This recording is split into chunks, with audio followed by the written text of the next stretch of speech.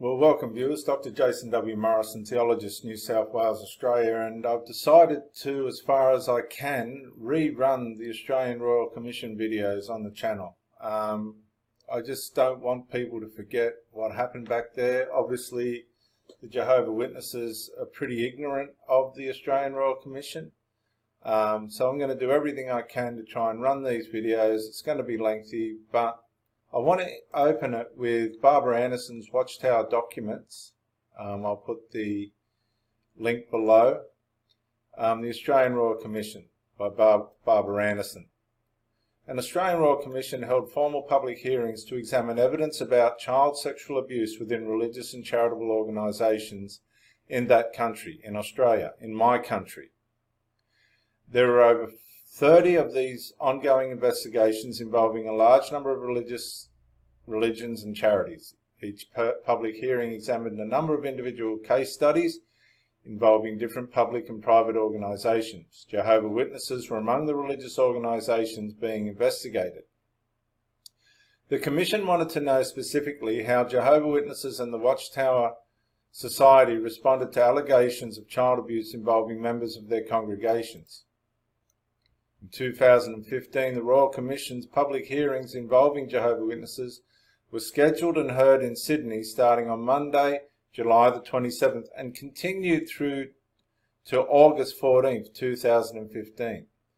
The intent of the hearings was to investigate the actual practices and policies of the Jehovah Witnesses and Watchtower Bible and Tract Society of Australia Limited in situations of reported and suspected child abuse or endangerment. Following up hearings were scheduled for spring 2017 to review the Watchtower of Australia's policy changes and plans for corrective action. 2017. On March 10, 2017, the Commission held follow-up hearings to hear the Watchtower representatives' descriptions of any corrective actions taken by the Australian branch of Jehovah Witnesses over the past 18 months. More than 5 hours of sessions, the Commission was not satisfied and clearly disappointed with the testimony and voiced their displeasure with the efforts and official responses by the Watchtower branch representatives. Now that's serious. You can follow this link if you want to hear the hearings. And I'm going to put these hearings up in this rerun of the Australian Royal Commission program.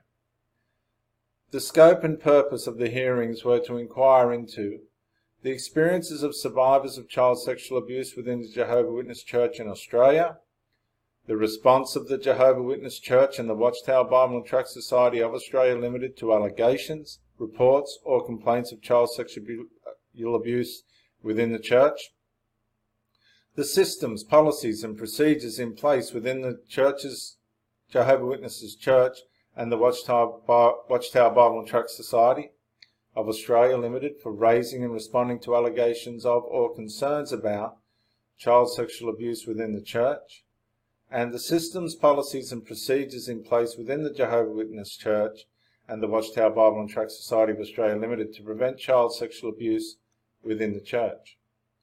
During and after the hearings, the Commission provided witness lists, transcripts, exhibits, images and associated submissions for each case study and makes them publicly available on the Commission's website. And you can go to that website yourself if you want the evidence. Submissions. After hearing, the Council assisting the Royal Commission will provide witnesses and other people who were granted leave to appear at the hearing a written submission detailing what was discovered during the case study. The submission will outline key findings based on the hearing evidence and the recommendations likely to come from them. The recipients of the submission may then provide their own written submissions in reply. The Commissioners then consider this information and when they form their final recommendations during the course of the Royal Commission. In the articles below you will find videos of the live streams of the public hearings and transcripts of those hearings and complete sets of the exhibits used by the Commission that were provided by those involved in the case. Many of these exhibits have never been publicly available before. And here's some of the stuff you can see. But I'm going to go now to live footage from the Australian Royal Commission on the Jehovah Witnesses, Watchtower Bible and Tract Society, Church organisation. I hope you enjoy this series. Mr. Speaker, today as a nation, we confront our failure to listen, to believe and to provide justice. And again today we say sorry. To the children we failed, sorry. To the parents whose trust was betrayed and who have struggled to pick up the pieces, sorry. To the whistleblowers who we did not listen to, sorry. To the spouses, partners, wives, husbands, children who have dealt with the consequences of the abuse, cover-ups and obstruction, sorry. To generations past and present, sorry. We honour every survivor in this country. We love you, we hear you and we honour you. No matter if you are here at this meeting place or elsewhere, this apology is to you and for you. Your presence and participation makes tangible our work today, and it gives strength to others who are yet to share what has happened in their world. And later, when the speeches are over and we stand in silence and we remember the victims who are not with us anymore, many too sadly by their own hand. As a nation, we failed them, we forsook them, and that will always be our shame. This apology is for them and their families too. Not just as a father, but as a Prime Minister, I am angry too at the calculating destruction of lives and the abuse of trust, including those who have abused the shield of faith and religion to hide their crimes, a shield that is supposed to protect the innocent, not the guilty, and they stand condemned. I simply say, I believe you, we believe you, your country believes you. Bill looked at me and said, "Don't you think I was joking?" And I said, "I don't know. I didn't understand why someone would joke about that sort of thing." Nobody at the meeting said anything about Bill's comment. I still don't understand why no one at the meeting told Bill that he shouldn't joke about those sorts of things. I did not talk about the incident in the bathroom at that first meeting. I didn't feel comfortable talking while Bill was in the room. After that first meeting, I felt like there was a lot of stuff I had been unable to say in front of Bill. I decided to go to Max's house after the meeting to clarify things. As a result of our conversation at his house, Max organised a second meeting at my house. The second meeting was attended by Max Hawley, Doug Jackson, Bill, my husband, BCC, and me. Doug Jackson was the circuit overseer for the Narrogin congregation. Max told me this meeting was a committee meeting. I was not aware at the time what the purpose of the meeting was or why Doug Jackson was attending. During the committee meeting, Bill was defensive. He said that I used to wear revealing clothing. I remember that Doug Jackson made it quite clear to both of us that the church has never allowed the victims' clothing as an excuse. Throughout the meeting, Bill looked at me defiantly. I felt like he was challenging me to tell the full story of what he had done. I felt uncomfortable and could not bring myself to tell the elders everything that had happened. I felt like I was still Bill's victim. I was still so scared of saying anything that would get me or Bill into trouble. I remember that at one point in the meeting, Max said to me, "Is there anything else you wish to tell us?" I remember looking across the room at Bill and saying no. It was already very hard to talk about sex in a room full of men.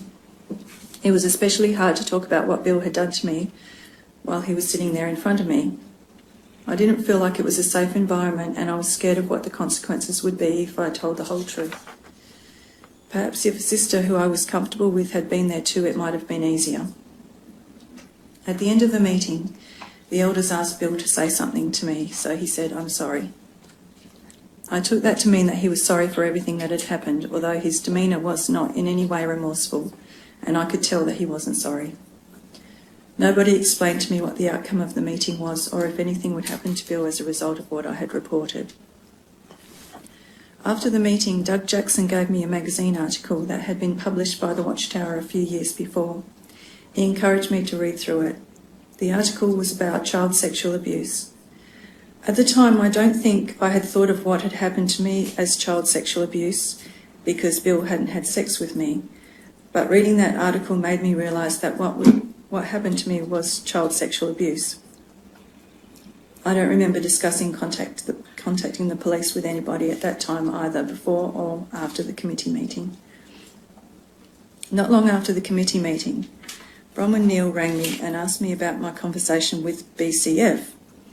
I said to Bronwyn, BCF told me that she had been abused by her uncle, and I told BCF what had happened to me. Bronwyn said to me, Bill didn't abuse you.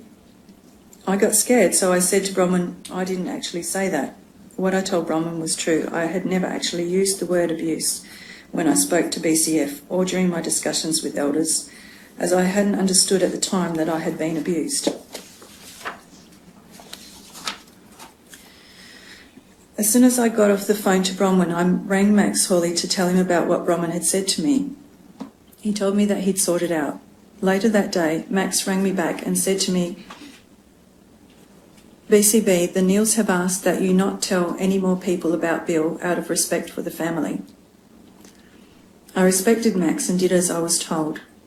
I didn't tell anyone else about what had happened to me, not even my best friend at the time. Thinking back, I now see that I was being asked to respect the man who had done those things to me, but nobody was offering me any respect or proper support.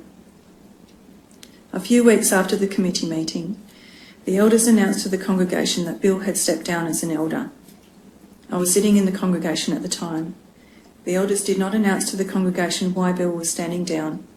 Although I understood the reasons for privacy, I have since felt that people in the congregation should have been warned about someone like Bill. After the committee meeting, I don't recall being offered any support by Doug Jackson or Max Hawley, though it's possible that they may have said something to me. Overall, however, I remember that I didn't feel supported.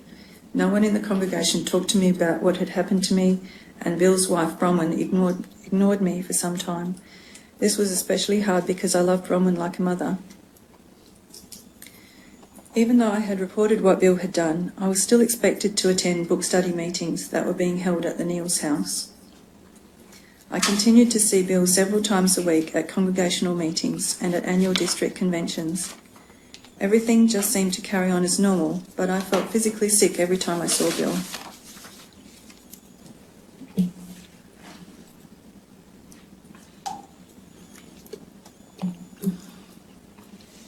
I continued to attend the Narrogin congregation for 3 more years and continued to see Bill at meetings during this period. In 1994, I moved out of the area and started attending a different Jehovah's Witness congregation. I understand that Bill has since died, although I don't know when. I still consider myself to be a Jehovah's Witness and until very recently attended meetings at the Redacted congregation in Western Australia.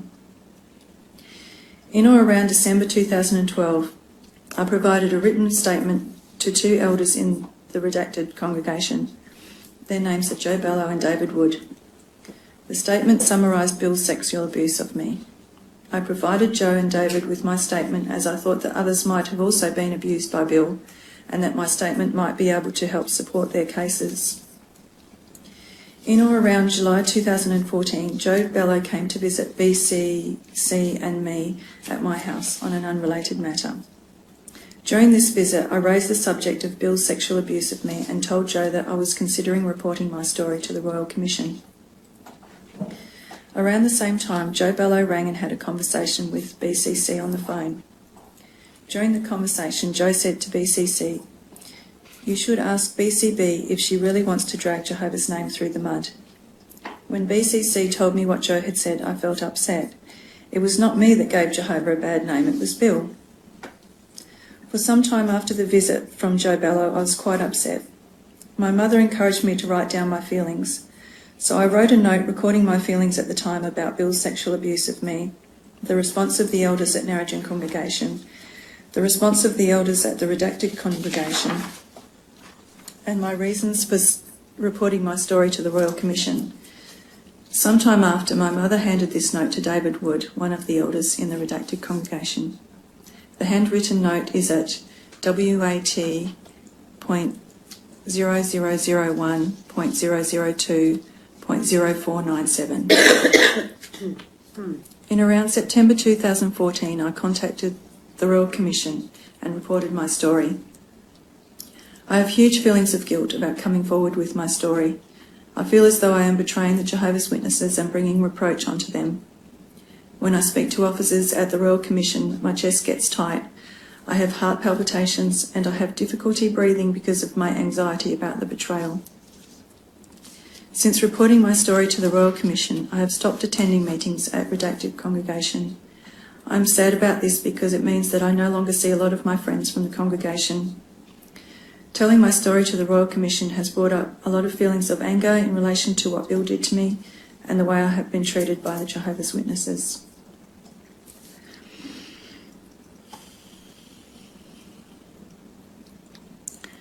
I've spent too many years suffering over this whole situation. It has held me back from living a normal life, and I really want to move on. The abuse definitely changed who I was. It destroyed my confidence and my self-esteem. Even though the sexual abuse stopped when I was 19, I have continued to feel like Bill's victim well into my adult life. I continued to keep Bill's sexual abuse of me a secret for a long time. Over the years of our marriage, I have told BCC more detail of what happened with Bill. It wasn't until just before my nervous breakdown, actually that's about 12 years ago, that I finally confided fully in some of my friends. Once I started talking about what happened, it was like opening a can of worms and I became very ill. I was lucky to get help from a wonderful psychiatrist.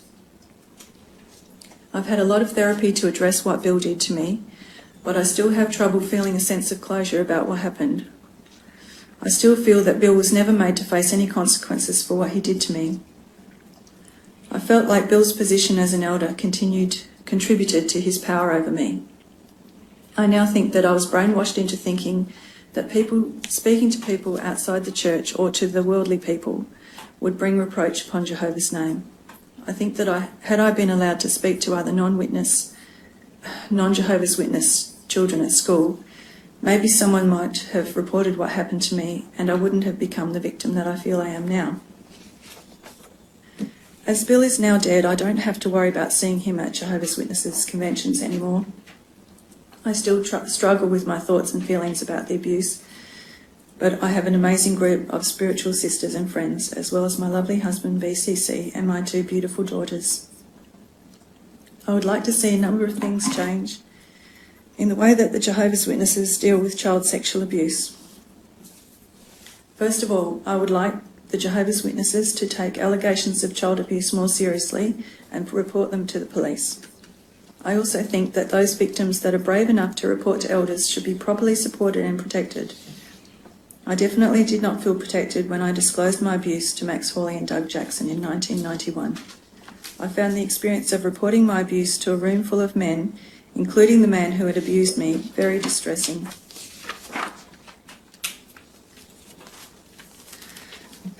I've never been offered any compensation by the Jehovah's Witnesses for what happened to me. I've never made any claim for compensation because I didn't think that I would be entitled to any. I'm worried about what others will think of me asking for compensation. I know that many people have been through worse suffering than me in their lives. I don't want more than I'm entitled to. I only want to be treated fairly as a victim of abuse that was perpetrated by the member of the Jehovah's Witnesses. I just want fair and just compensation for what Bill did.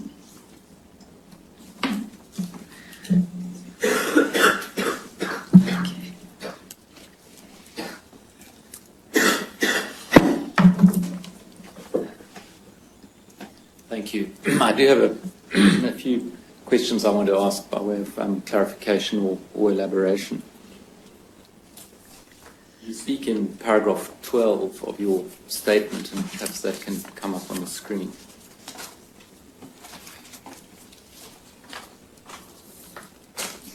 About meetings being held, including at someone's house, were those meetings organised by the elders? Yes. And after Bill Neal had stood down, after the elders had met with you and so on, and he stood down, you say in paragraph 16 that you continued to attend meetings at the Neal's home. Did he, as presiding overseer, or who organised those meetings? Because he was no longer an elder. Were those meetings organised by? They must have been organised by Max Hawley. So those types of meetings, are they always organised by the elders? Yes. In the congregation? Yes. And did you ask not to have to continue attending meetings at the Neal's home? I didn't. Did I ask? I did ask to change book study groups. That's right. I asked to go to the one at the hall. Okay. Was that so you did not have to attend at the Neal's home? Yes, I didn't want to, because Bronwyn wasn't talking to me, and I didn't want to see Bill in their house.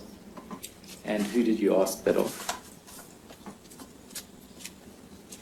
I don't remember, but maybe I spoke to my mum. Maybe I asked Max. Rena said, "Mate, oh my God." That's all right. That's all right. BCC said maybe I spoke to Max. I don't remember. All right, that's fine. You don't remember. Do you remember what response you got?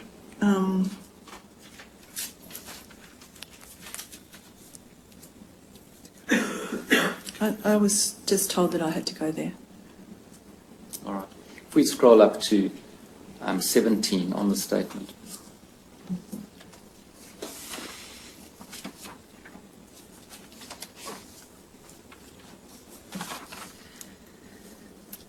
You say in the last sentence that you remember being discouraged from forming friendships with other children who were not Jehovah's Witnesses. This is when you were still at school. Yeah. Did you have an understanding of why you were discouraged from forming such friendships, or what was said to be the teaching behind that? There are a couple of scriptures. One was bad association spoils useful habits. And the other one was that Jesus said that we are no part of this world. So I had friends at school. They were nice girls. But we were just friends at school, not outside of school.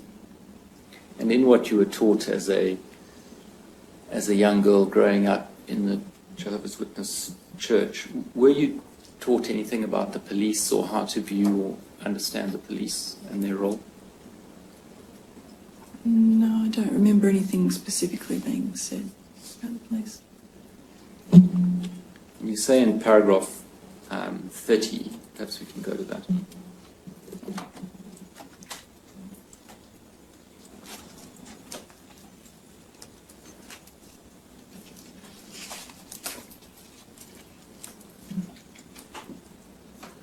You said at the end of 1983, having completed year 10, you left high school. Why did you leave high school at that time?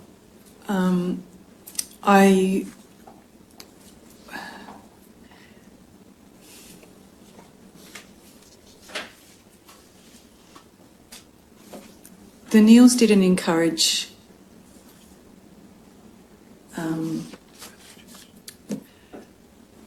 further education.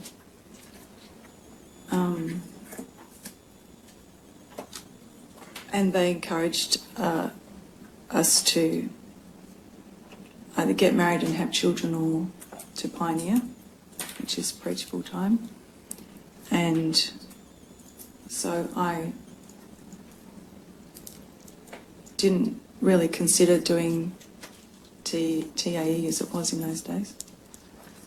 Didn't consider going to university. It wasn't a consideration for me. And so I was going to leave after year 10, but my dad said, you don't have any qualifications to get a job. So he encouraged me to do a Year 11 vocational business course, which was actually part of the school. And I'm glad he did that, because then I was able to get a good job. And your father was not part of the Jehovah's Witness Church, is that right? No. And your experience of what the Neils told you about, presumably, their daughters about leaving school, was that something you experienced in other families in the Jehovah's Witness Church? It just wasn't, university wasn't really talked about as an option. Most people just left after year 10 and got a job.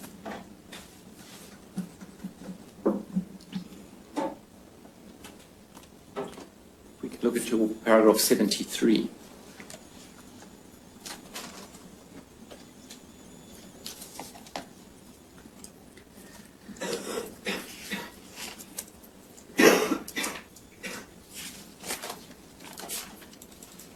Say that after you contacted the Royal Commission and reported your story, you had huge feelings of guilt about coming forward with the story, and you felt as though you were betraying the Jehovah's Witnesses in doing so. Are you able to identify what is the source of that guilt? Why do you feel that it's a betrayal?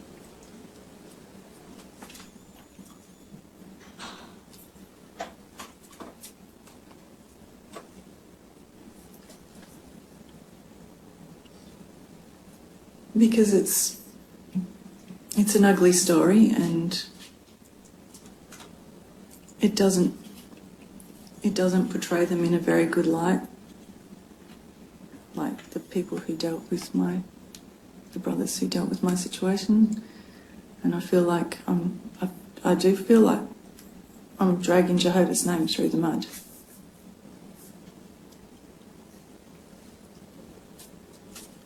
You've given in your statement some details of the impact that the abuse has had on your health. Is there anything you'd like to add in relation to that, or anything you'd like the brothers to know about the effect of child sexual abuse? Yeah, I've been... when I had my breakdown, I was not well before that. I was going downhill for a long time before that. I was getting paranoid. I was thinking that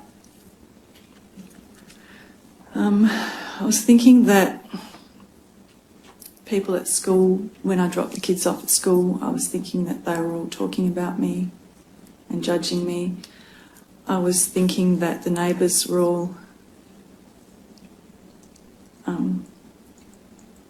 judging me, talking about me.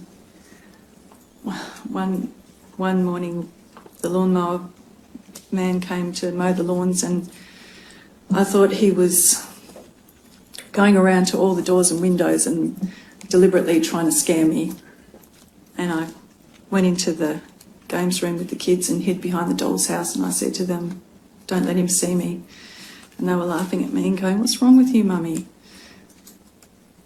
And I think I scared them a little bit, or they just thought I was being strange. And when I told my friend about what happened to me, because she knew, she guessed that this is the reason why I had my breakdown, was because I told my close friend about a little bit about what happened, and she knew who it was, and